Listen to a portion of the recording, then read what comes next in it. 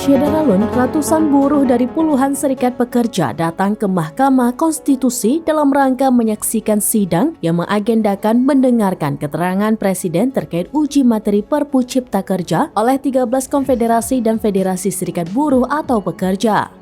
Tampak di antara para buruh itu berasal dari Federasi Buruh KEPKA SPSI, RTMM SPSI, GSBI, VSPRI, LEM SPSI, Parekraf SPSI, SBSI 92, SBTN, bahkan ada Federasi Serikat Pekerja Pelita Mandiri dari Kalimantan Barat. Sidang MK kali ini menjadi penting karena DPR baru saja mensahkan Perpu yang menurut tokoh-tokoh gerakan sipil dan akademisi adalah Perpu inkonstitusional dan disahkannya juga secara inkonstitusional karena telah lewat batas waktu pengesahannya, yaitu masa sidang yang terdekat dengan saat pemberlakuan Perpu. Ratusan buruh yang menjadi prinsipal dalam uji materi ini nampak mendesak masuk ke ruang sidang sambil berulang kali meneriakan yel-yel hidup buruh namun dihalangi petugas keamanan.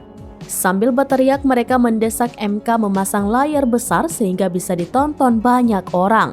Saat terjadi perdebatan dengan petugas, tidak lama kemudian para pimpinan buruh keluar dari ruang sidang bersama penasihat hukum dari Integrity Law Firm pimpinan Profesor Denny Indrayana.